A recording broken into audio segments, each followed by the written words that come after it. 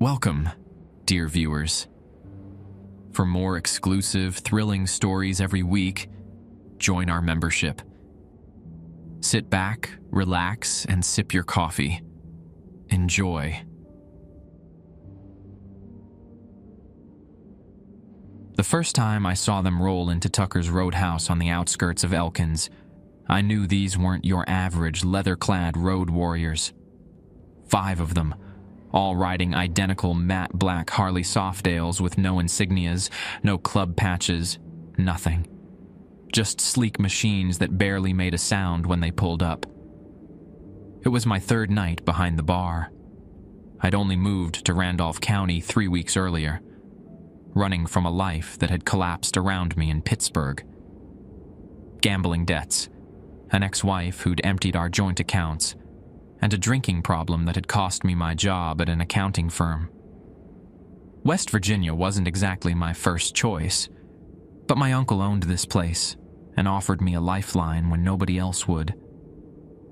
"Watch those 5, Hank, the senior bartender, muttered as they entered. "They come in once a month. Remember the rules."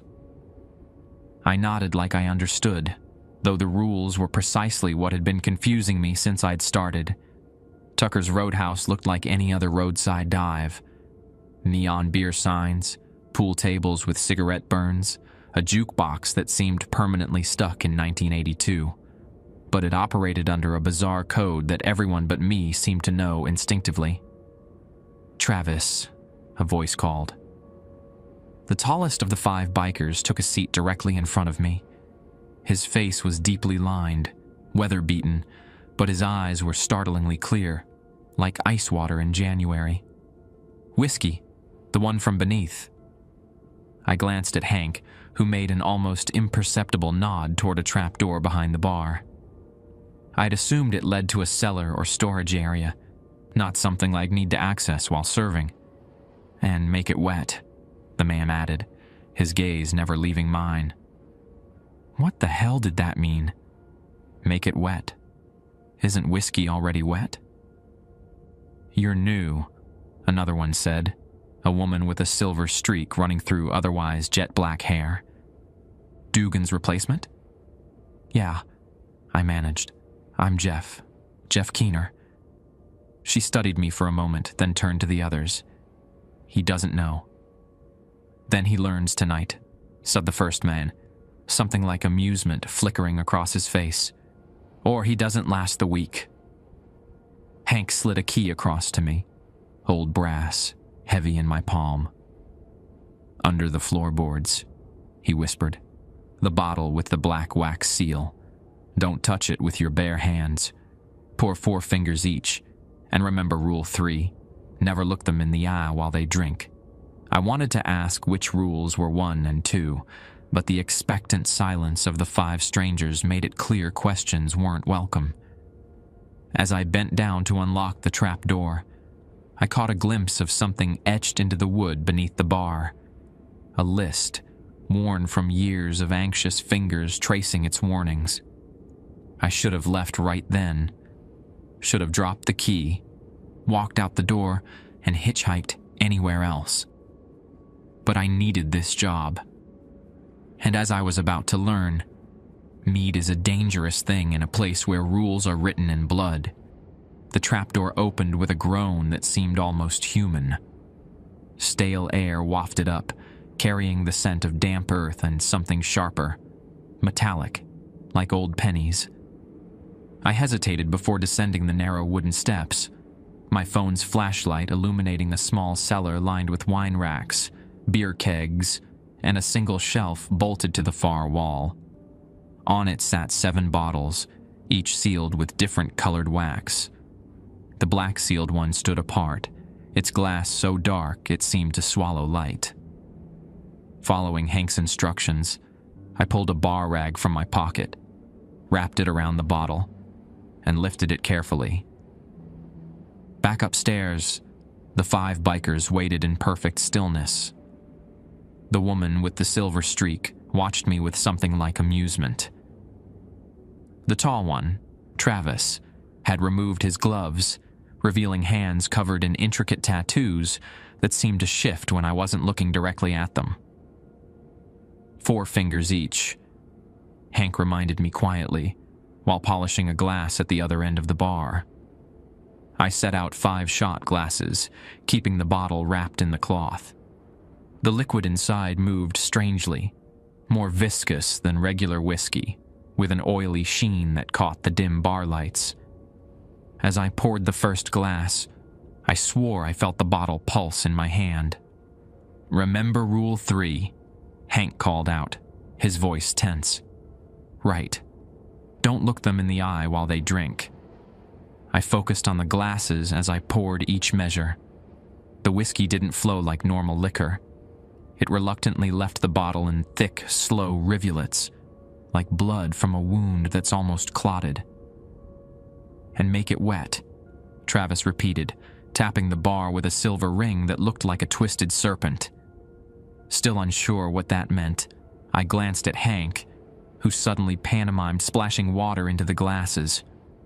I grabbed the soda gun and added a small spray to each drink.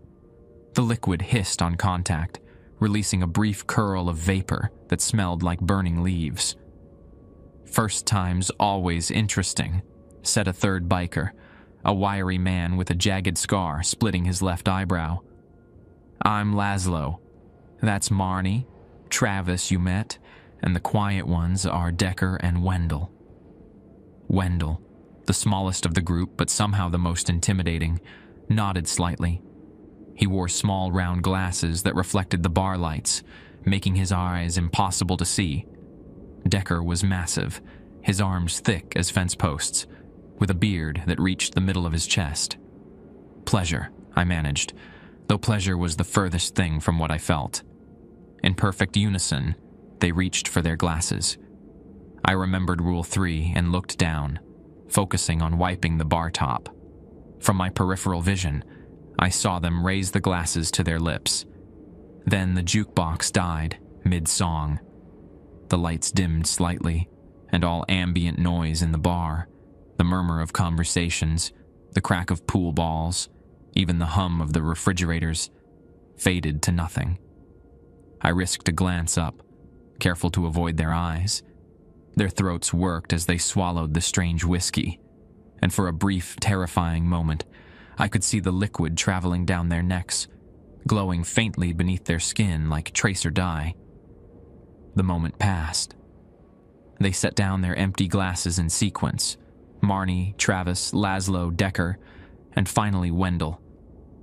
The jukebox kicked back on, the lights brightened, and the bar's background noise rushed back like a wave. "Good," Travis said, his voice somehow deeper than before. "He follows instructions." "Partial credit," Marnie corrected. "He still doesn't know the rules." "He will." Wendell spoke for the first time, his voice surprisingly gentle. "Tucker's always chooses well." I wanted to point out that my uncle had chosen me, not some mystical bar entity. But something told me to keep quiet. Laszlo slid a folded paper across the bar. "When you're ready, not before." I took it, feeling the thick parchment between my fingers. It was sealed with a drop of the same black wax as the bottle. "First, we drink. Then we conduct business," Travis announced, louder now. "Jeff Keener, we require normal service now. Beer, food, whatever these good people want." He gestured around to the other patrons, who I suddenly realized had been watching the whole exchange with a mixture of fear and fascination. As I moved to serve the other customers, Hank pulled me aside. "You did good," he whispered. "Better than Dugan, his first time." "What happened to Dugan?" I asked. Hank's face tightened. "Broke Rule 5. Don't ask about him again." I spent the next hour serving the usual suspects: no workers, long-haul truckers, locals who'd been coming to Tucker's for decades. All the while, the 5 bikers sat in silence, occasionally sipping beers I brought them, but mostly just watching. The folded paper burned in my pocket like a hot coal. When they finally stood to leave, Travis laid a $100 bill on the bar. "For your education," he said. "Read it tonight. Memorize it. Burn it before dawn." They filed out, their boots making no sound on the wooden floor. Through the window, I watched them mount their bikes. No headlights came on as they pulled away, 5 dark shapes dissolving into the night, like smoke. "Now," Hank said, coming to stand beside me, "you really start learning the job." The rest of the shift crawled by, every minute stretched by the weight of the folded paper in my pocket. Customers came and went. I poured drinks, wiped spills, broke up one minor shoving match by the pool tables. Normal bar stuff, but nothing felt normal anymore. "You did good tonight," Uncle Tucker told me as we closed up around 2 a.m. He rarely made appearances at the bar these days, spending most of his time in a small apartment upstairs, but he'd come down after the bikers left. "Those folks, they're important to the business." "Who are they?" I asked, sweeping broken peanut shells into a dustpan. Tucker exchanged glances with Hank. "Just some regulars. Been coming here since before I bought the place in '97. The math didn't add up. Travis didn't look much over 40, which would have made him a teenager when they started coming here. I kept that observation to myself. "You heading to the cabin?" Tucker asked, changing the subject. I nodded. Rather than paying me a full salary, Tucker was letting me stay in his hunting cabin about 2 miles up Bear Run Road. It was rustic, no internet, spotty cell service, and a temperamental generator, but it was private and rent-free. "Be careful driving back. Storms coming in from the mountains," he said, glancing toward the window where lightning occasionally illuminated the distant ridgeline of the Alleghenies. I left around 2:30, my ancient Toyota pickup groaning up the winding forest road. The first fat raindrops hit my windshield as I pulled up to the cabin. By the time I unlocked the door, the skies had opened up completely, rain hammering the metal roof like thousands of impatient fingers. Inside, I lit the kerosene lamp on the kitchen table and finally pulled out the folded paper. The black wax seal seemed to absorb the lamplight. I broke it open, my hands trembling slightly. Inside was a list written in careful, flowing script. Rules for the service of the wayward. 1. Never add water to their drinks unless requested to make it wet. 2. Never serve them from a bottle touched by sunlight. 3. Never look them in the eye while they consume what you serve them. 4. Never accept any gift from them except money, and never in any denomination other than American dollars. 5. If they ask about previous servers, say only, "They moved on to better opportunities." 6. If they arrive during the full moon, lock the cellar door and tell them inventory is low. 7. If blood is spilled in their presence, even a single drop, close the bar immediately and burn sage at all entrances. 8. If one arrives alone, do not serve them. Call Tucker immediately, regardless of the hour. 9. The bottle with the red wax seal is only to be opened if one of them is injured. Pour it over the wound, not into a glass. 10. Never invite them to return. They will come when they come. 11. If they leave anything behind, do not touch it with bare hands. Use the iron tongs behind the register to place it in the wooden box beneath the stairs. 12. Should they ever mention the crossing, direct them to the trail behind the dumpsters, and then take the rest of the night off. Go home, lock your doors, and tell no one what you heard. At the bottom, in different handwriting, my uncle's, I realized, was a final note. They are not our enemies, but neither are they our friends.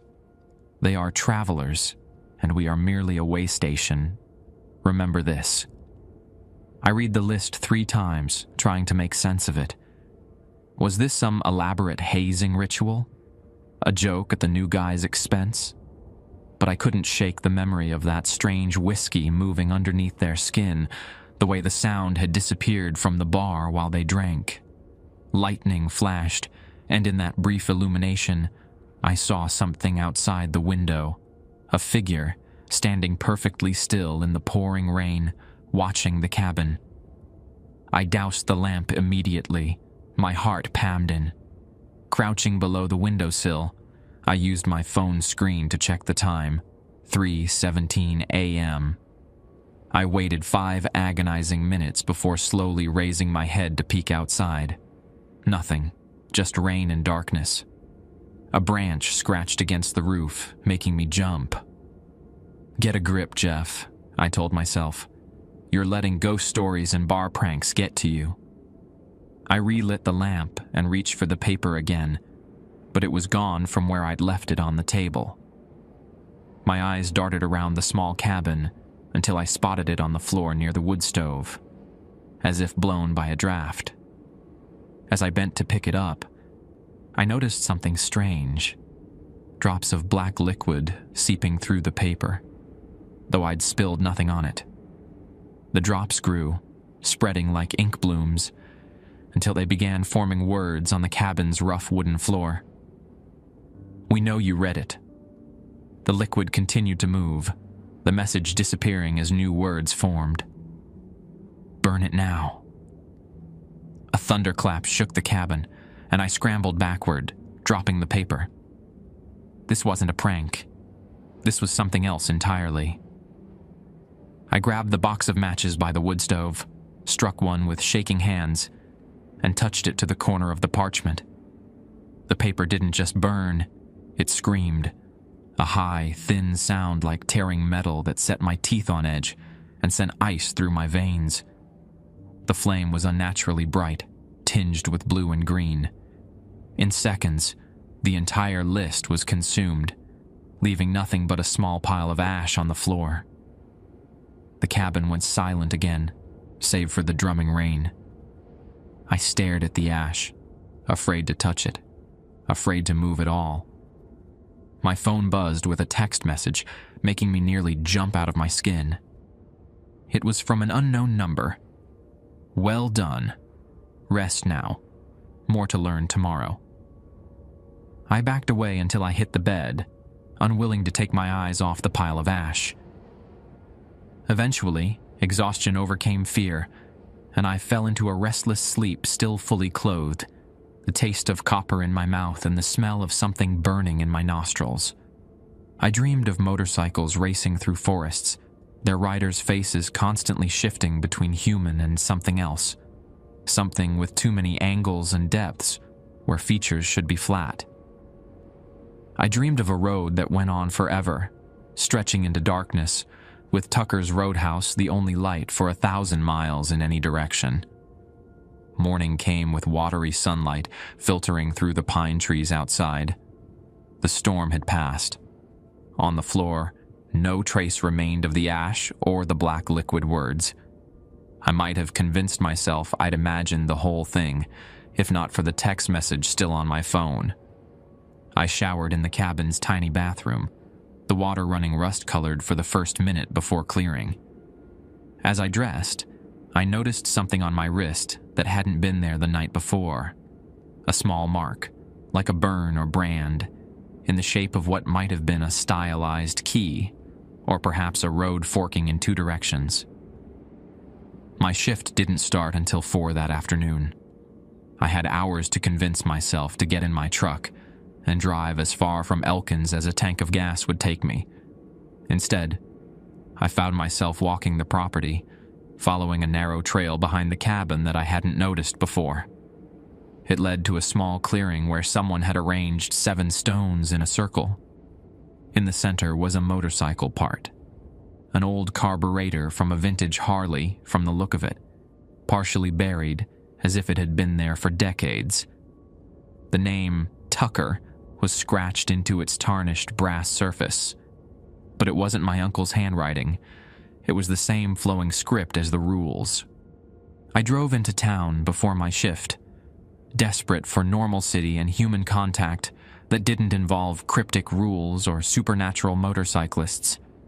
Elkins was a small city of about 7,000 people nestled in the Tigard Valley, a place where logging trucks rumbled through downtown, and everyone seemed to know everyone else's business.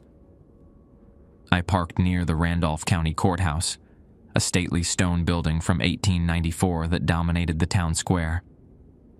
The custard stand across the street offered some comfort food, a chili dog and chocolate shake that I ate while sitting on a bench, watching normal people live normal lives. "You're Tucker's nephew, right?" A woman's voice startled me out of my thoughts. She was maybe mid-30s, with curly auburn hair and a Tigard Valley Public Library staff shirt. "Jeff?" I confirmed, wiping chili from my mouth with a napkin. "Sorry, have we met?" "Diane Corley. I've been to the bar a few times." She sat down uninvited, keeping a careful distance. "You seem a little lost. Just new in town." "No." Her eyes narrowed slightly. "You've got the look. You've seen them, haven't you? The wayward." I nearly choked on my milkshake. "I don't know what you're talking about." "Sure you do." She glanced around, lowering her voice. "They came to the bar last night. They always arrive after a new bartender starts, testing the waters." "Are you a regular at Tucker's?" I asked, trying to place her face. "Not anymore. I stay away when I can. But this town..." She gestured vaguely at the mountains surrounding us. "It's like a bowl. Things come in, but they don't always leave. Look, I appreciate the cryptic welcome wagon, but my brother worked at Tucker's, before Dugan, before two others whose names I never learned." Her voice hardened. "Tucker never talks about them, does he? Just says they moved on to better opportunities if anyone asks." Rule 5 echoed in my mind. I felt suddenly cold despite the warm afternoon. "What happened to your brother?" I asked, though part of me didn't want to know. "Lucas. His name was Lucas." She looked away. "Officially, he left town suddenly, abandoned his apartment, his car, but he would have never left his dog behind. Never." I didn't know what to say to that. He told me things near the end, about the bikers, the bottles in the cellar, the rules. She met my eyes again. "Did they give you the rules yet?" I nodded slowly. "Did you memorize them?" Another nod. "Good." She stood up. "Follow them." "Exactly. Don't improvise, don't get curious, and whatever you do, don't..." She stopped abruptly, looking over my shoulder. I turned to see Hank walking toward us, his face tense. "Jeff," he called. "Tucker's looking for you. Said your phone's off." It wasn't. I'd been checking it obsessively all day. "I should go," Diane said quietly. She pressed something into my hand, a small piece of paper with a phone number. "If things get strange, stranger than now." She walked away quickly, not looking back. Hank watched her go, his expression unreadable. "Making friends?" he asked as I approached. "Just being friendly to the locals." "Diane Corley isn't just a local." He started walking toward his truck, expecting me to follow.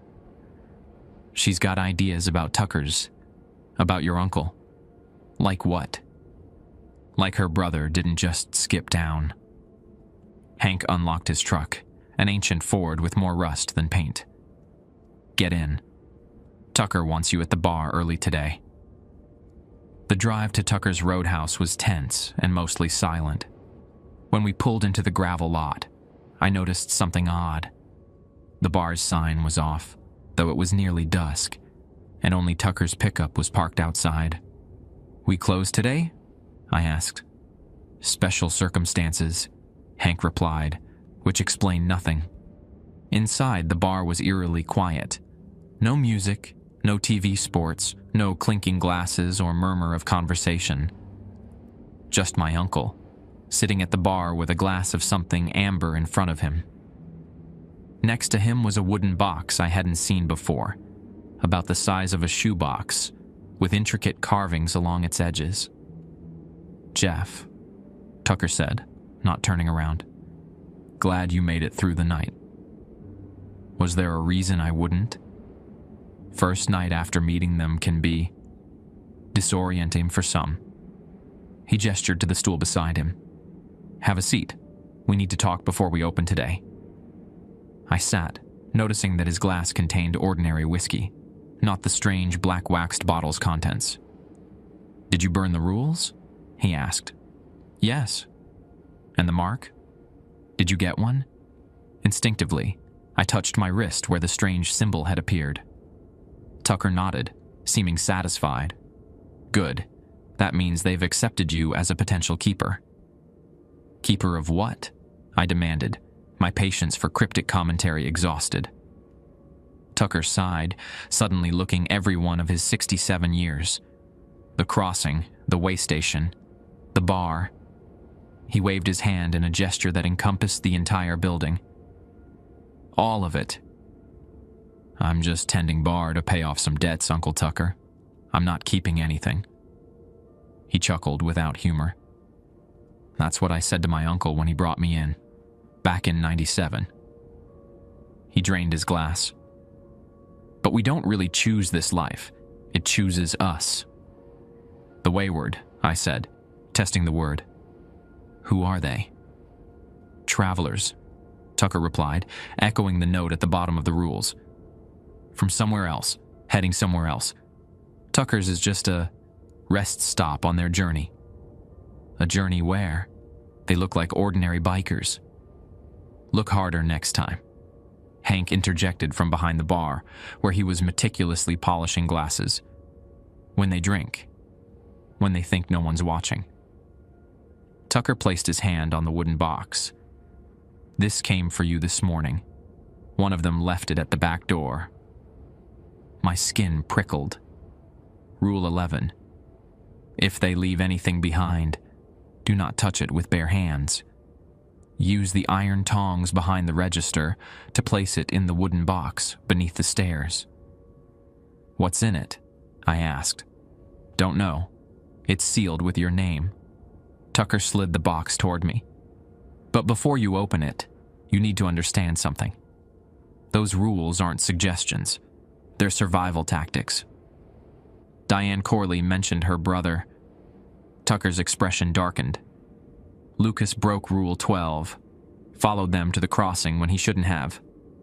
What happened after that?" He shook his head. "It wasn't their fault. They warned him." "So he's dead?" "No," Tucker said softly. "That would have been kinder." A cold weight settled in my stomach. "And Dugan? The bartender before me?" "Rule 7, Hank said. "Customer cut himself on broken glass during their visit. Dugan didn't close the bar, didn't burn the sage. Said it was just superstition." His hands paused in their methodical polishing. 3 days later, we found his truck at Bickle Knob Lookout. Driver's door open, keys in the ignition, his wallet on the seat. No blood, no signs of struggle. Just gone. The implications hit me like a physical blow. These weren't campfire stories or small-town superstitions. People had vanished, or worse, because of these so-called wayward. "Why tell me all this now?" I asked. "Why not warn me before they showed up?" "Would you have believed us?" Tucker countered. "Or would you have thought your alcoholic uncle and his bartender were pulling your leg?" He had a point. 24 hours ago, I would have laughed off the whole thing.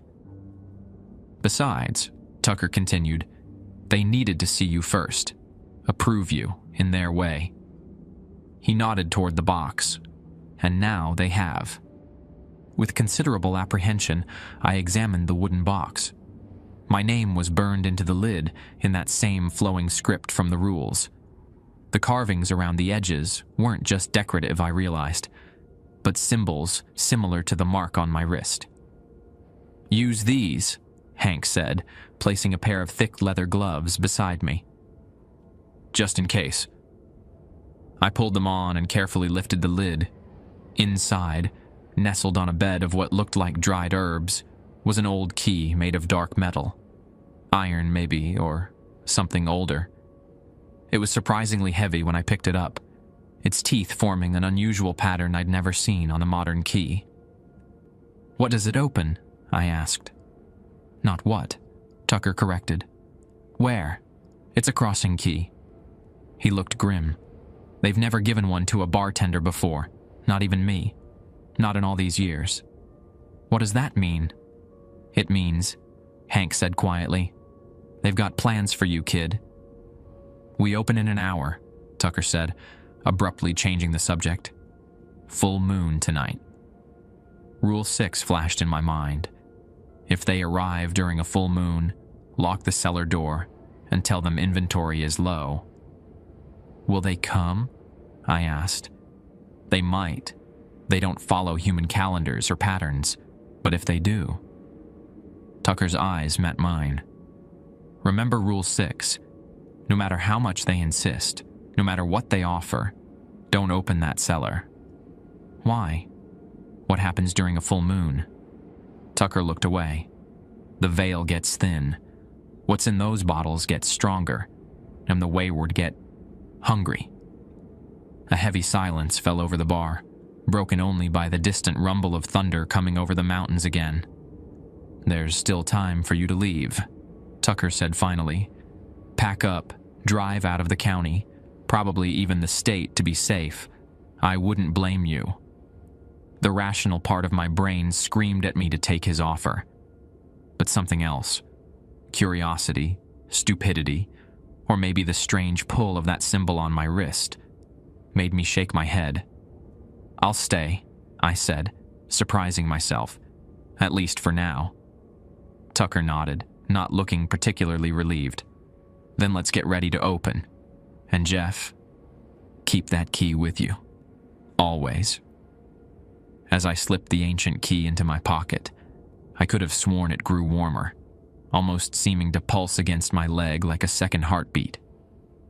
Tucker's Roadhouse filled up quickly that night.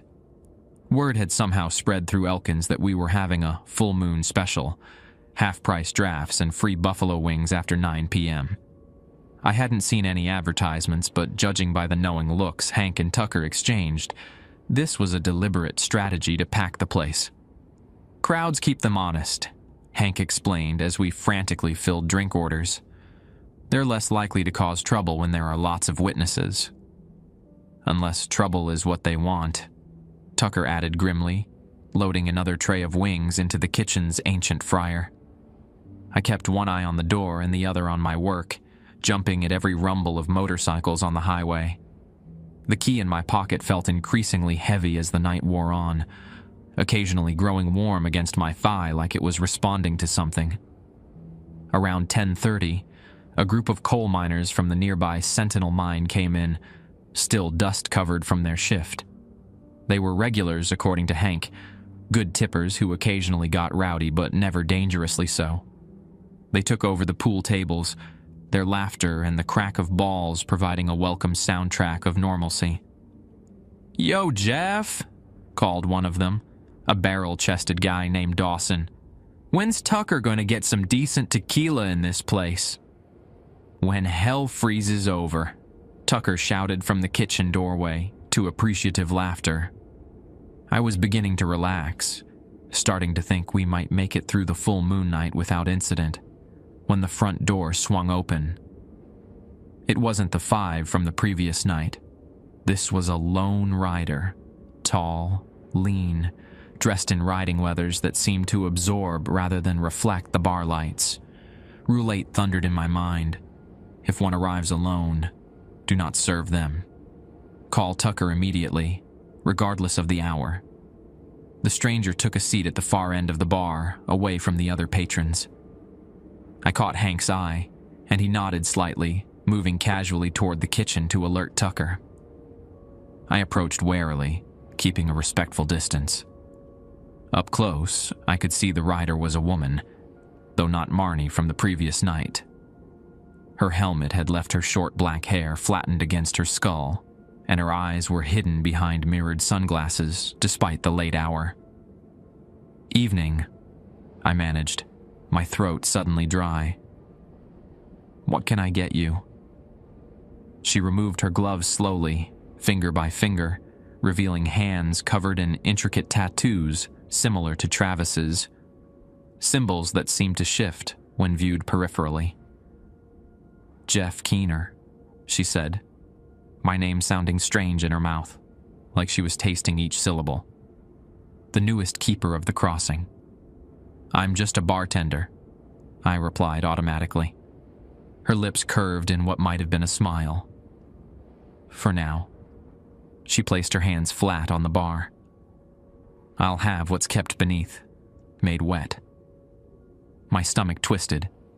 I glanced toward the kitchen, hoping to see Tucker or Hank emerging, but the door remained closed.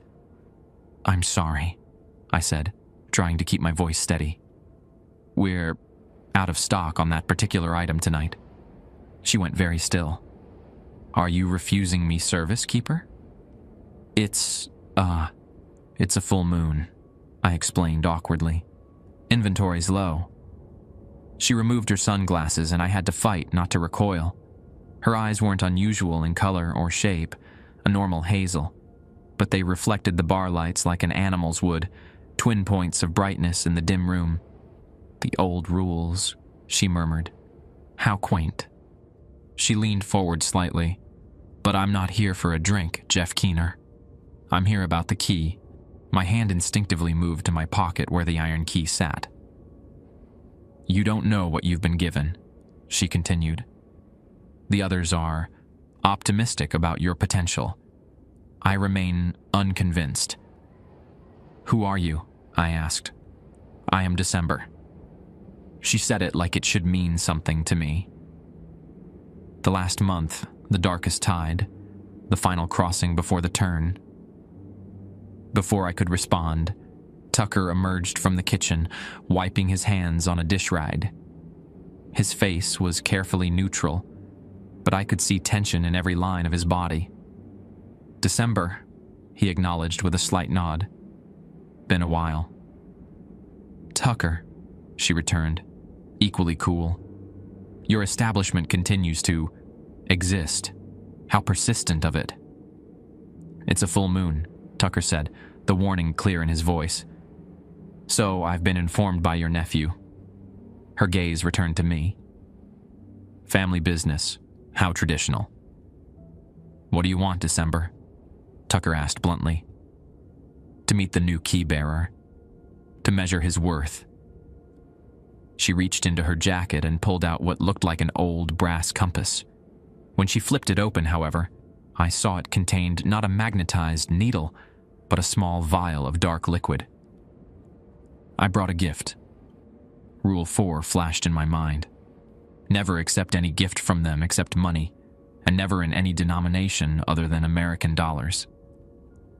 "I can't accept that," I said. Her eyebrows rose slightly. "Smart boy, you've memorized your scripture well." She pocketed the compass again. "Very well. No gifts, but a warning, freely given. The key you carry opens doors that should remain closed. The others believe you're strong enough to resist the temptation." I disagree. "What temptation?" I asked. December's smile widened, showing teeth that seemed just slightly too numerous, too perfectly white. "To go through, to see what lies beyond. Every keybearer faces it eventually." Her gaze shifted to Tucker. "Some resist better than others." Tucker's hand moved unconsciously to his left leg, which I suddenly realized was the one he always favored. A old injury, I'd assumed, but now I wondered. "Jeff's different," Tucker said firmly. "We shall see," December replied. She stood abruptly. "I've seen enough for now. When the others return, tell them I've made my assessment." She turned to leave, then paused. "Oh, and Jeff, check your cellar. I believe you'll find your inventory issue has resolved itself." A chill ran through me. The cellar door was locked. I'd checked it myself before opening, with the only key hanging behind the bar. December walked out without another word, leaving a strange silence in her wake that was broken by the sudden blare of the jukebox starting a new song. What the hell was that about? I asked Tucker when I was sure she was gone. December's the most cautious of them, he said quietly. She doesn't trust easily, especially not humans. As opposed to what? Tucker ignored the question. Check the cellar door. Now. I hurried to the back, heart pounding. The heavy oak door leading to the cellar steps still had its padlock in place, seemingly untouched. But when I put my hand on it, the metal was ice cold, frosted over as if it had been submerged in liquid nitrogen. When I touched it, the lock simply crumbled to pieces in my hand. Shit, I whispered, gingerly pushing the door open. Cold air billowed up from below, carrying that same metallic scent I'd noticed the previous night. I flipped on the light switch, revealing the narrow wooden stairs leading down. What I saw made my blood freeze. The cellar was exactly as I remembered it, with one significant difference. The shelf of wax-sealed bottles had changed. Where before there had been 7 bottles, now there were 12.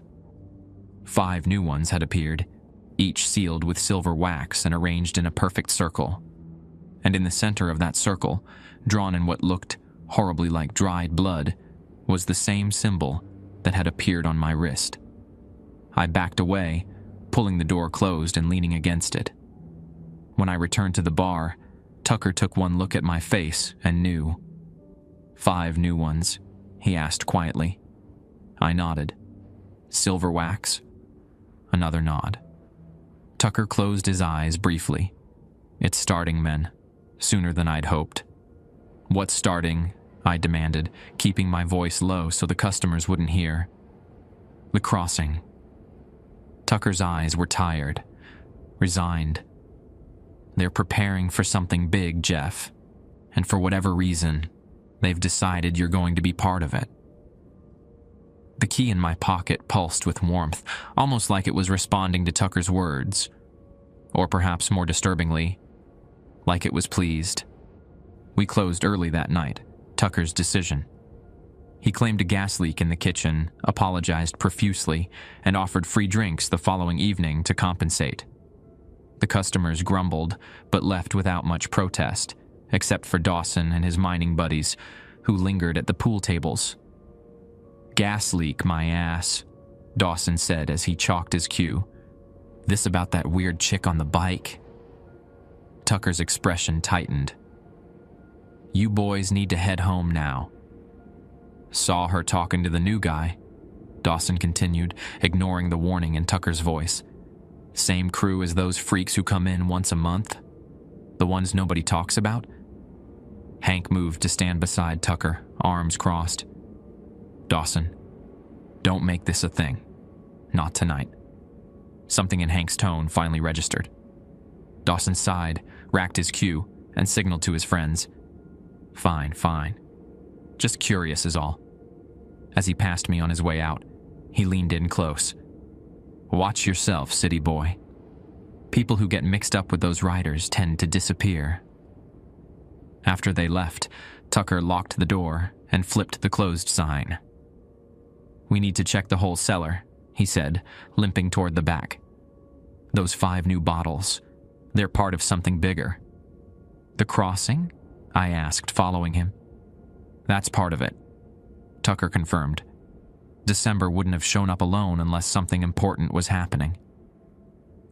The 3 of us descended into the cellar, Tucker leading with a heavy flashlight that cast long shadows across the stone walls.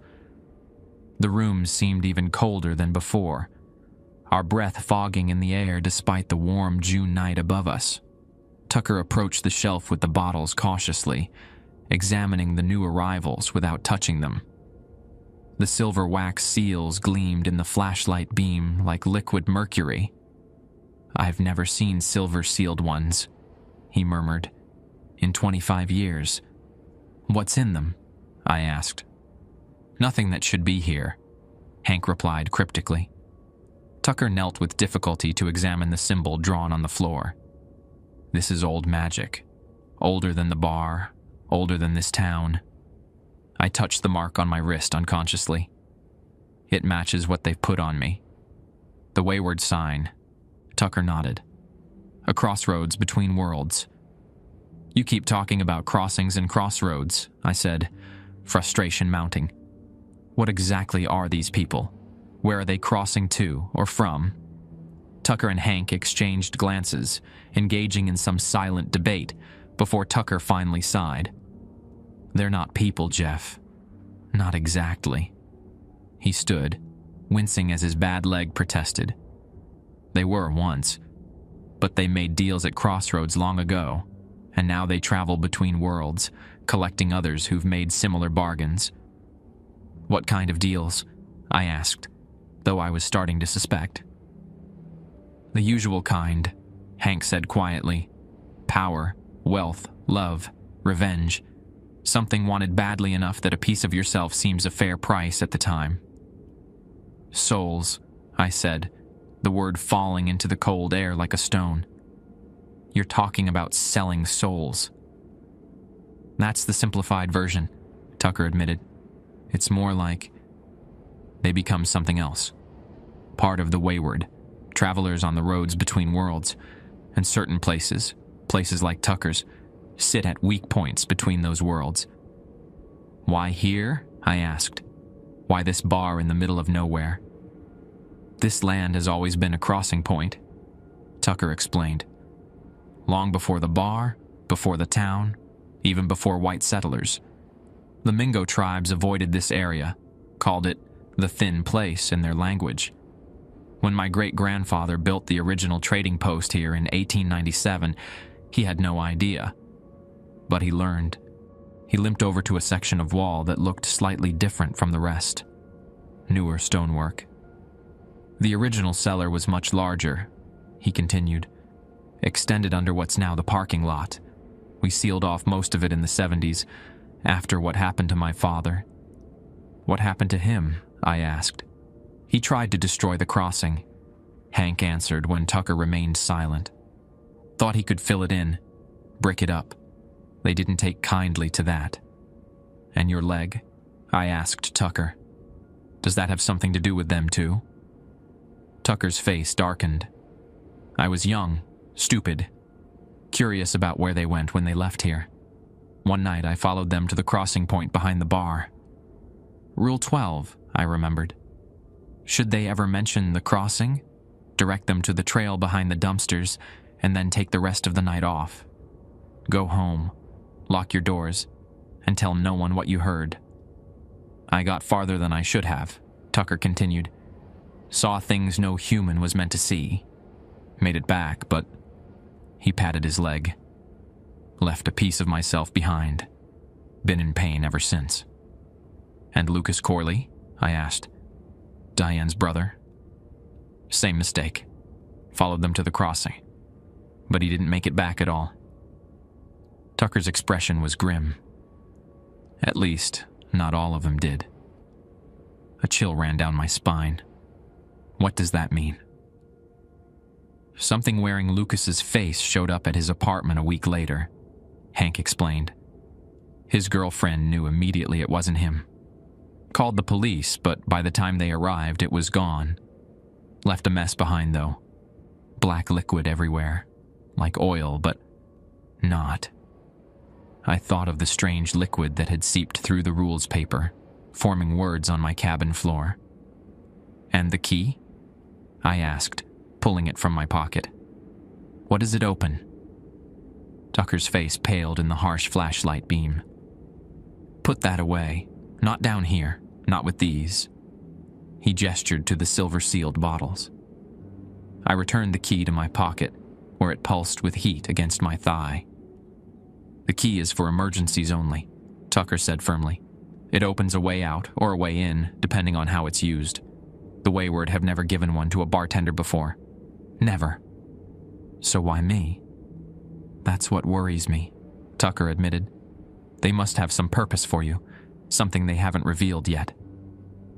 Our conversation was interrupted by a sound from above.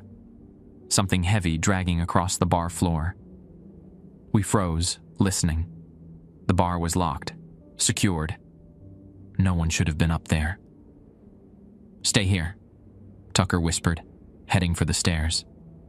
"Like hell," I replied, following close behind with Hank on my heels. We emerged from the cellar to find the bar in darkness. The lights we'd left on were now off, the only illumination coming from the neon beer signs in the windows. Their colored glow cast the room in surreal hues of blue and red. In that strange light, a figure stood by the jukebox, its back to us. Too tall to be human, with limbs that seemed too long for its torso, it moved with a jerky, unnatural rhythm as it flipped through the jukebox selections. Music suddenly blared, Leonard Skynerd's Simple Man, and the figure swayed in a grotesque parody of dancing. "Who's there?" Tucker called, his voice admirably steady. The figure stopped moving but didn't turn around. "Who's there?" it repeated in Tucker's exact voice. "Who's there? Who's there?" Each repetition distorted further until it became an inhuman jumble of sounds. Tucker raised his flashlight, the beam cutting through the darkness to illuminate the figure. It wasn't one of the wayward. It wasn't anyone I recognized. Its body seemed constructed of black liquid, the same substance that had seeped through the rules paper, flowing and shifting constantly like animated oil, roughly held in human form. When it finally turned, where a face should have been was only a smooth, reflective surface like black glass. But as we watched in horror, the surface rippled and features began to form. My features mimicking my expression of shock. "Jeff Keener," it said in my voice, perfect, down to the nervous tremor. "Keeper of the key, opener of ways." The key in my pocket became painfully hot. I yanked it out, nearly dropping it as it glowed with a dull red light. The creature's attention fixed on the key. Its not quite my face melted away, reforming into something more alien. A swirling vortex of darkness with pinpricks of light like distant stars. "The door wants opening," it said, its voice now a chorus of whispers. "The wayfarers grow restless, the bottles fill, the crossing widens." "What the hell is that thing?" I hissed to Tucker. "A messenger," he replied grimly. "They send them ahead sometimes. Never inside the bar before, though. That's new." The creature extended an arm that stretched impossibly across the room, reaching for the key. I stumbled backward, nearly falling. "Not yours to take," Tucker snapped, stepping between us.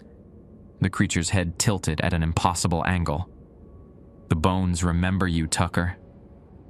The crossing remembers what it took from you." Its liquid body rippled, and suddenly Tucker cried out, clutching his bad leg as it buckled beneath him. "Stop!" I shouted, anger overriding fear. "Leave him alone!" The key in my hand pulsed in time with my racing heart. Acting on instinct, I held it up like a weapon. The effect was immediate and startling. The creature recoiled, its form losing cohesion, black liquid splashing onto the floor. "The key-bearer commands," it hissed, voice distorting. "We obey. For now." With a sound like water circling a drain, it collapsed into a puddle of darkness that slithered across the floor with purpose, disappearing beneath the front door.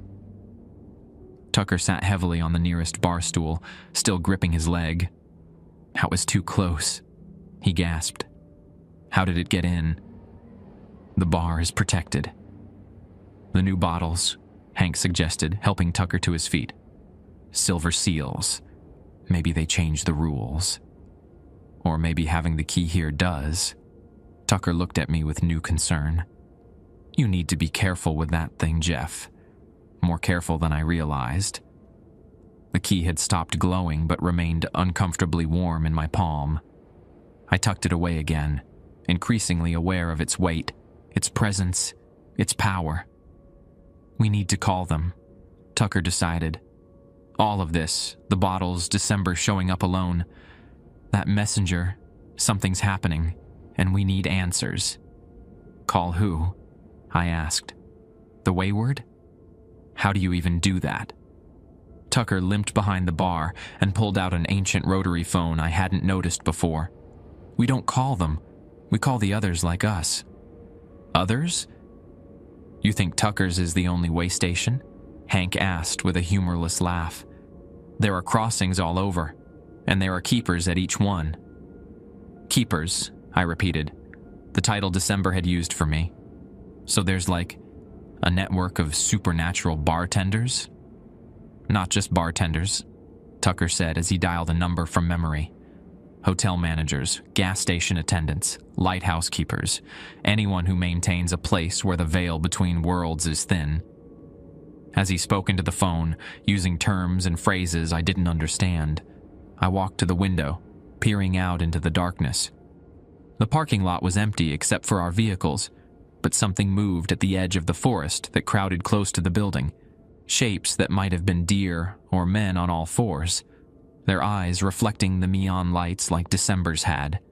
The key throbbed in my pocket like a second heartbeat, and the mark on my wrist began to itch and burn. Whatever role the Wayward had planned for me, it was beginning to feel less like chance and more like fate, or something darker. Outside, a motorcycle engine started up, though I could see no bike. The sound circled the building once, twice, 3 times, before fading into the distance. I had the terrible feeling it would be back soon. Dawn broke over the mountains as we finished securing the bar. Tucker had made several calls, speaking in that same cryptic terminology with people identified only by location. Charleston, Blue Ridge, Shenandoah. From his side of the conversations, I gathered that similar disturbances were happening at other crossings throughout Appalachia. "They're coming," Tucker announced, hanging up the phone after his final call. "Representatives from 3 other stations. They'll be here by nightfall." "Is that good or bad?" I asked, exhaustion making it difficult to process anything more. "Necessary," Tucker replied. "What's happening here isn't normal, even by our standards. The silver bottles, the messenger inside the bar, December's appearance, and most of all, that key." He pointed to my pocket. "We need help figuring out what it all means." Hank had been mopping up the black residue left by the messenger, wearing thick rubber gloves and using bleach. "Should be safe to leave now," he announced. "Though I wouldn't come back alone if I were you, Jeff." "I'll drive you to the cabin," Tucker offered. "Pack whatever you need. You're staying in the apartment upstairs until we sort this out." Too tired to argue, I nodded. The drive up Bear Run Road was silent, tension humming between us. When we reached the cabin, Tucker waited in the truck, engine running, while I gathered my meager possessions. I was stuffing clothes into my duffel bag when I noticed it. A folded piece of paper on my pillow that hadn't been there before. The same heavy parchment as the rules list, but unmarked by any wax seal. With trembling fingers, I unfolded it. In flowing script, it read, "The key fits doors both ways. When you decide to use it at the hollow tree where the old carburetor rests. Midnight is best. Come alone or not at all." It was signed simply, T. Travis, I assumed. I stuffed the note into my pocket alongside the key, which pulsed once as if in recognition. Back at Tucker's Roadhouse, I settled into the small apartment above the bar, essentially one room with a kitchenette, bathroom, and a bed that had seen better days.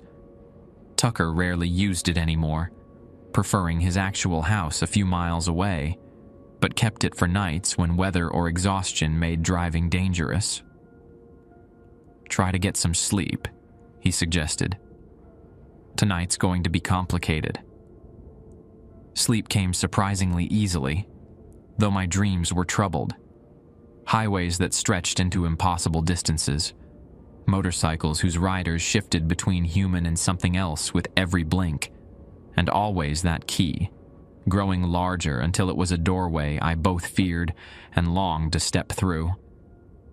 I woke to voices downstairs, unfamiliar ones mixed with Tucker's and Hank's. Checking my phone, I saw it was just past 6 in the evening. I'd slept nearly 12 hours. After splashing water on my face and changing into fresh clothes, I headed downstairs. Tucker's Roadhouse remained closed to the public, the parking lot empty, except for 4 vehicles I didn't recognize: a battered Jeep Wrangler, an ancient station wagon, a pristine 1970s Cadillac, and a modern electric pickup. Inside, 4 strangers sat with Tucker and Hank around a table in the center of the room. They fell silent as I entered, all eyes turning to me. "Here he is," Tucker said, gesturing for me to join them. "Jeff, meet the other keepers." They introduced themselves one by one, each more unusual than the last.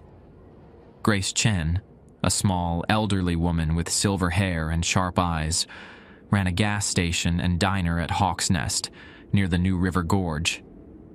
"Oldest crossing in West Virginia," she said matter-of-factly. "Native tribes used it for vision quests before Europeans ever set foot here." Malcolm Webb, a black man in his 50s with a professor's bearing, managed a small roadside museum off the Blue Ridge Parkway in Virginia. "We catalog artifacts that come through from the other side," he explained. "Items the wayward leave behind, intentionally or not." Sarah Kelly, younger than the others, maybe 30, with a sleeve of tattoos and a perpetual squint. She maintained a fire tower lookout in the Monongahela National Forest. "Highest crossing point east of the Mississippi," she said. "They come through on full moons, usually." And finally, Elias Dvorak, who looked like a Hollywood casting director's idea of a mountain man, burly, bearded, dressed in flannel despite the June heat. He ran a hunting lodge near Seneca Rocks. "Been in my family 5 generations," he rumbled, "longer than any other station." "Show them," Tucker instructed me, nodding toward my pocket. Reluctantly, I pulled out the key. The reaction was immediate.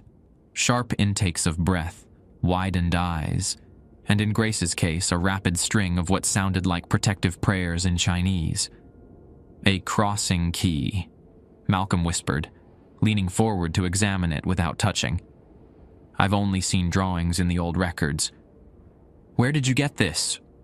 Elias demanded. I explained about the wooden box left by the wayward, their apparent approval of me as a keeper, and the strange encounter with December. "And the mark?" Sarah asked. "Did you get one of those too?" I pushed up my sleeve to reveal the symbol on my wrist. Sarah immediately did the same, showing a similar but notably different mark on her forearm. "Each crossing has its own signature," she explained. "Mine looks like a tower. Yours is clearly a key." "The question," Grace interjected, "is why they've chosen you, a newcomer, for this particular honor. These keys aren't given lightly. The last recorded keybearer was in 1943, and that ended." She trailed off, exchanging glances with the others. "Ended how?" I prompted. "Badly," Malcolm supplied.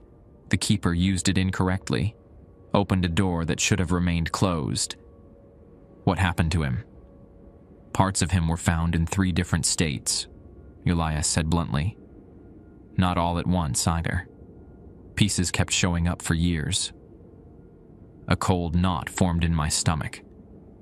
I thought of the note hidden in my pocket. The key fits doors both ways. When you decide to use it at the hollow tree where the old carburetor rests. Midnight is best.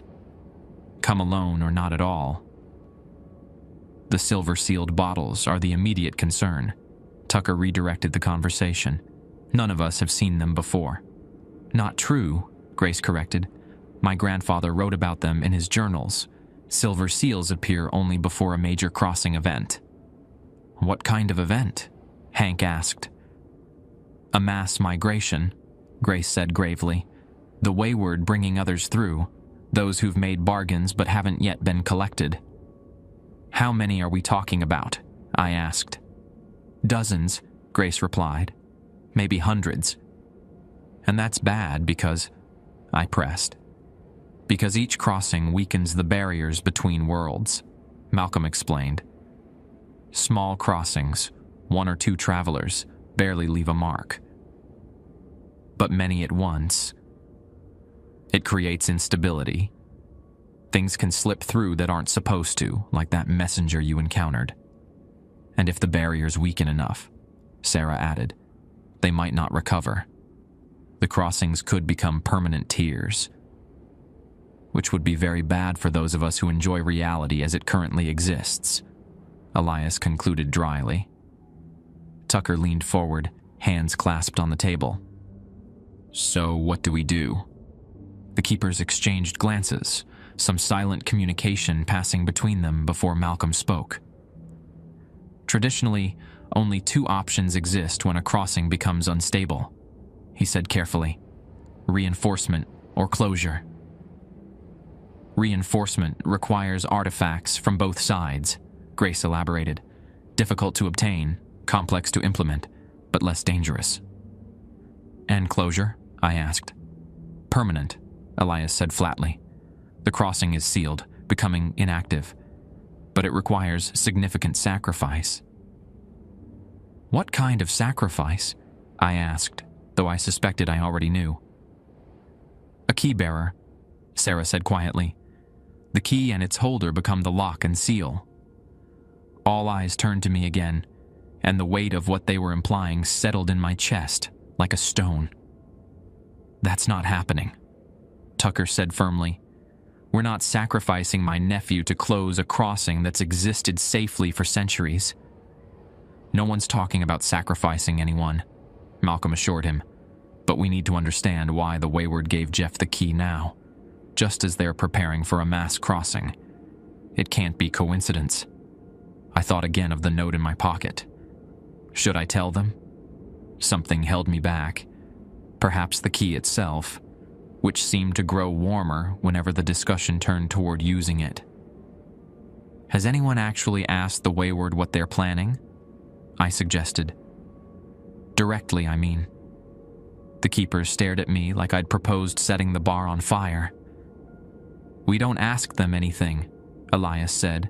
We maintain the stations, follow the rules, and stay out of their business. That's worked so far, I countered. But things are changing, right? Maybe the old approaches won't cut it anymore.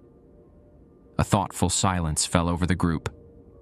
He has a point, Sarah finally said. They chose him for a reason. Gave him the key for a reason. Maybe it's time for a more direct approach. It's dangerous, Grace warned. The Wayward don't think like humans anymore. Their motivations, their understanding of consequences, it's alien to us now. More dangerous than doing nothing while they plan something that could tear reality apart, I challenged. The conversation might have continued, but it was interrupted by the unmistakable sound of motorcycles approaching. Not 1 or 2, but many, their engines creating a thunder that vibrated through the floorboards. Tucker moved to the window, pushing aside the blinds to peer out. His face paled. They're here, he said. All of them. We joined him at the window. In the dying light of sunset, a procession of black motorcycles filled the highway leading to Tucker's roadhouse. Dozens of them, their riders indistinguishable from one another in the gloom. I count 37, Malcolm said quietly. More than I've ever seen in one place. Jeff. Tucker turned to me, his expression grave. Whatever's happening, you're at the center of it now. That key isn't just a key, it's a decision. And I think you're about to be asked to make it. The key burned in my pocket like a coal, and the mark on my wrist throbbed in time with the approaching engines. Whatever door this key was meant to open or close, the time for choosing was rapidly approaching. The motorcycles circled Tucker's roadhouse 3 times before stopping, forming a perfect ring around the building. Their headlights remained off, yet each bike gleamed in the twilight as if illuminated from within. "They're not entering," Hank observed. "That's new." "They're waiting," Grace said. "For him." She nodded toward me. As if confirming her words, the riders dismounted in perfect unison, but remained beside their bikes. In the center of the parking lot, a space had been left empty, forming what looked disconcertingly like a stage or arena. "What do they want?" I asked, my mouth dry. "Only one way to find out," Tucker replied grimly. "You can't seriously expect him to go out there alone," Sarah protested. "He won't be alone," Tucker said, limping toward the gun rack behind the bar. He pulled down an ancient shotgun, checking that it was loaded. "I'll go with him." "Weapons won't help against them," Malcolm warned. "You know that." "Makes me feel better anyway." Tucker shrugged, then looked at me. "Your call, Jeff. We can wait them out, or we can see what they want." The note in my pocket felt like it was burning a hole through the fabric. I knew what they wanted. For me to use the key at midnight, at the hollow tree. But I couldn't explain how I knew without revealing I'd been keeping secrets. "I'll talk to them," I decided. "But not out there. This is your bar, Tucker. If they want to talk, they can come inside and follow the rules like everyone else." A smile ghosted across my uncle's face. "That's the keener stubbornness. Your father would be proud." "My father was a drunk who abandoned us," I replied flatly. "But thanks for the sentiment." I moved to the front door and unbolted it, swinging it wide open. Standing in the threshold, not outside but not fully inside either, I called out to the assembled riders. "If you've come for drinks, we're closed for a private event. If you've come to talk, then come inside and talk. But I'm not playing whatever game this is." For a long moment, nothing happened. Then, from their perfect circle, 5 riders detached and approached the door. Travis, Marnie, Laszlo, Decker, and Wendell from my first night. As they drew closer, I could see something was different about them. Their movements were more fluid, less human somehow, and their features seemed to blur at the edges when viewed directly. "The keybearer has spine," Travis remarked, his voice carrying easily across the distance. "Good. He'll need it." They stopped a few feet from the door, just outside the threshold. "May we enter, Keeper?" Marnie asked formally. I remembered the rules about invitations. "You may enter to conduct business, but I'm not inviting you to return." A smile flickered across her face. Well remembered. The 5 of them stepped inside, and I felt something shift in the air, like a pressure change before a storm. Behind me, I heard Grace murmuring something that might have been a prayer.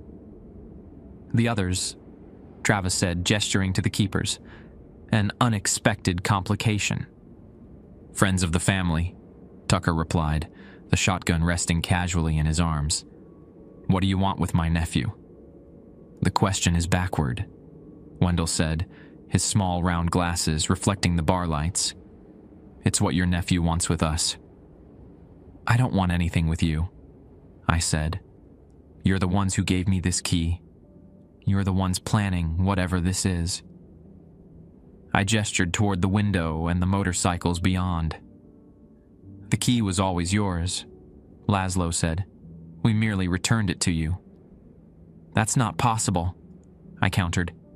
I'd never seen it before in my life.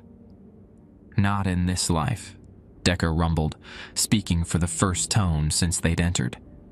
His voice was like stones grinding together. An uncomfortable silence fell over the room as I processed the implication. "Jeff," Malcolm said carefully from behind me, "the wayward exist outside normal time. They experience it differently than we do." "The crossing grows thin," Travis continued, ignoring the interruption. "Those who made bargains must be collected. The accounts must be settled." "And what does that have to do with me?" I demanded. The 5 exchanged glances before Marnie spoke. The door needs a keeper who can open and close it at will.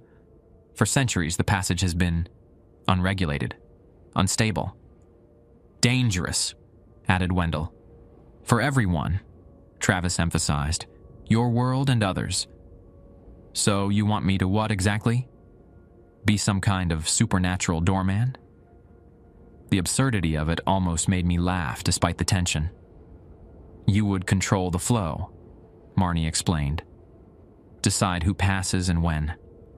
No more random crossings, no more weakening of the veil. And why would I agree to that? Because the alternative is worse, Travis said simply. The barriers thin, the crossings multiply. What you call reality becomes permeable. And if that happens, Laszlo added, there are things far worse than us waiting to cross over. Grace stepped forward. The Wayward have never offered this kind of arrangement before. Why now? Why him? Because the key returned to this world, Decker said. It chosen. The key is an object, I protested. It doesn't choose anything. Travis smiled, showing teeth that seemed too numerous, too sharp. Does your heart choose to beat? Does your blood choose to flow? Some things have their own will, their own purpose. Read the note, Marnie said suddenly. The one you've been hiding. I froze. The other keepers looked at me in confusion. What note? Tucker demanded. Slowly, I withdrew the folded paper from my pocket. As if responding to its presence, the key grew hot enough that I had to pull it out too, holding both items in my open palm. He's been keeping secrets, Elias observed disapprovingly. Self-preservation, Travis countered, a healthy instinct. I unfolded the note and read it aloud. The key fits doors both ways. When you decide to use it at the hollow tree where the old carburetor rests. Midnight is best. Come alone or not at all. You weren't going to tell us about this? Tucker asked, hurt evident in his voice. I didn't know what to make of it, I admitted. And something told me to keep it to myself. The key, Wendell nodded. It has its own protections. And this hollow tree? Malcolm asked. Where is it? Behind my cabin, I said. There's a clearing with stones arranged in a circle, a carburetor buried in the center with Tucker scratched into it. Tucker's face paled. That was my father's, from his Harley. After he disappeared, I buried it there as a kind of memorial. A marker, Travis corrected, for the crossing. Outside, one of the waiting motorcycles revved its engine, then another. Soon all were roaring in unison, creating a wall of sound that rattled the windows. They grow impatient, Laszlo observed. Midnight approaches, Marnie added. You must decide. Decide what? I asked, though I suspected I knew. Whether to use the key, Travis said. To take control of the crossing, to become its true keeper. And if I refuse, then the crossing remains uncontrolled. The barriers continue to weaken. Eventually, they fail completely. His expression was solemn. Your world and others bleed together. The results would be unpleasant. For everyone. There has to be another option, Sarah insisted. The old texts mention reinforcement. Temporary measures, Wendell interrupted. The crossing needs a keeper with the key. It has always needed one. So why hasn't there been one before now? I challenged. There was, Decker said. Long ago, but he was lost. The key with him. Until now, Travis added, his gaze fixed on me. Until you. The motorcycles outside fell silent all at once, creating a vacuum of sound more disturbing than the noise had been. You have until midnight to decide, Marnie said. We will wait. And if I say no, I asked. Then we collect those we came for and depart, Travis said. The crossings continue as they have. The barriers weaken further. And eventually, something else comes through. Something that doesn't bother asking permission. With that, the five turned in perfect unison and walked out the door. They returned to their motorcycles but didn't mount them, standing in the gathering darkness like silent sentinels. "Well," Tucker said after they'd gone, "that was informative." "And terrifying," Sarah added. "Jeff," Malcolm approached me cautiously. "May I?" He gestured to the key still in my palm. I nodded, and he peered at it closely without touching it. "The design is ancient," he observed. "Pre-colonial, but with European influences. A hybrid, like so much in this region." "What do you think they're really after?" I asked the assembled keepers. "This seems too convenient." "The wayward don't think like us anymore," Grace reminded me. "Their priorities, their concept of time and consequence, it's alien now. But they've never lied to us, even when the truth is unpleasant." "So you think I should do it? Use the key, become this crossing keeper?" "I think," Elias said carefully, "that refusing outright would be unwise.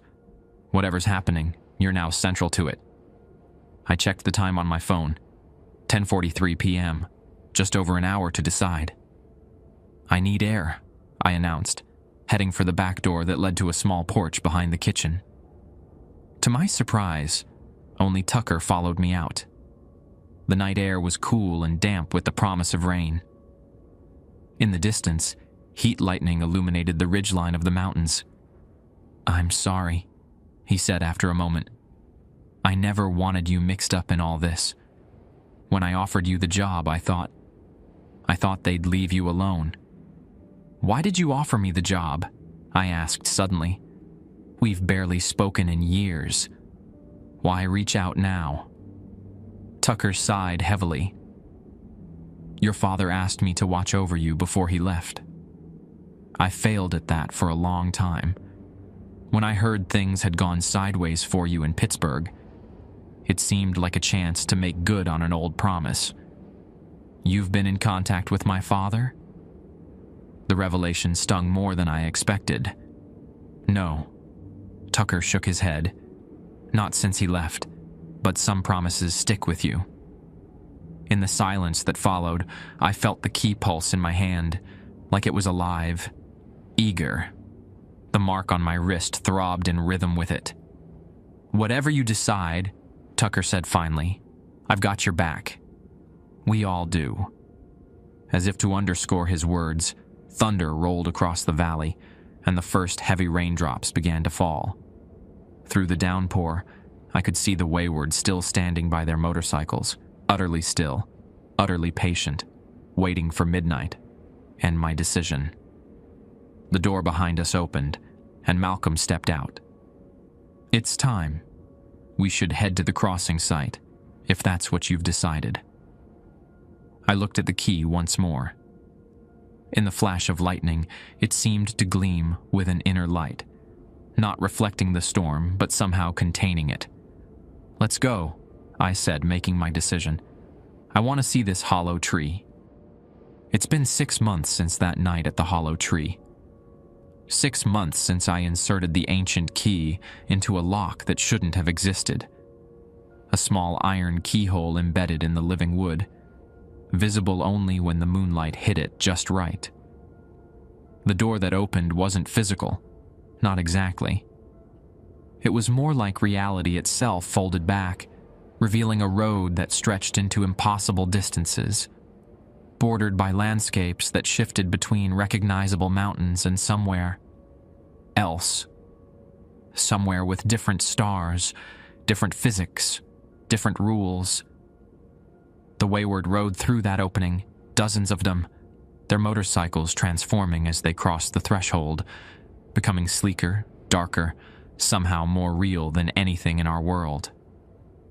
Behind them came others on foot, men and women with hollow eyes and relieved expressions, the ones who had made bargains long ago and were finally being collected. I stood at that threshold for what felt like hours, the key burning in my hand, watching as Travis directed the procession with the authority of a border guard. When the last traveler passed through, he approached me. "The door remains yours to open and close," he said. "We will return when it's time." "What if I don't want this responsibility?" I asked. "The key chose you," he replied simply. "Some burdens cannot be refused, only carried." With that cryptic statement, he rode through the doorway. I turned the key, and reality stitched itself back together, leaving only an ordinary hollow tree in a clearing of 7 stones. Life at Tucker's Roadhouse has settled into a new normal since then. I tend bar 6 nights a week. I serve beer to loggers and coal miners. I change kegs and wipe down tables and break up the occasional fight. Ordinary work. Except for the 12th night, when the moon is dark. On those nights, we close early. Tucker, Hank, and I sit at the bar with the bottle of black-waxed whiskey between us, waiting. They always arrive exactly at midnight. Travis, Marnie, Laszlo, Decker, and Wendell. Sometimes others, though never December again. They drink what I pour them, and I still remember to look away as they consume it. They never speak of the crossing or the key directly, but they leave notes for me, written in that same flowing script, detailing who might be coming through next time, which worlds need connection or separation. The other keepers call me sometimes, Grace, Malcolm, Sarah, and Elias. We compare notes, share information. They've become something like friends, bound by a secret, too strange to share with anyone else. Diane Corley still avoids the bar. I don't blame her, but I left a note for her at the library. Just 3 words. "He's at peace." I don't know if it's true, but I hope it gives her some closure. I saw Lucas, or what used to be Lucas, on the other side that night. He wasn't suffering, just different now. Changed in ways I still don't have words for. The mark on my wrist has spread, the symbol growing more intricate each time I use the key. Tucker says that's normal, that it's a record of my service as keeper. Sometimes it aches before storms, or when the veil between worlds grows thin. I still don't understand why the key chose me, what connection I have to this crossing that stretches back farther than I can comprehend. Maybe I'll learn in time. The wayward measure their existence in centuries, not years. I suspect I've only seen the beginning of whatever path I've started down. For now, I tend bar. I follow the rules. I keep the key close, hidden, but never forgotten. And on those special nights when the crossroads between worlds needs its keeper, I walk up the mountain to a hollow tree and open doors that most people will never know exist. My name is Jeff Keener. I'm a bartender at a biker bar in West Virginia. And sometimes I'm something else entirely.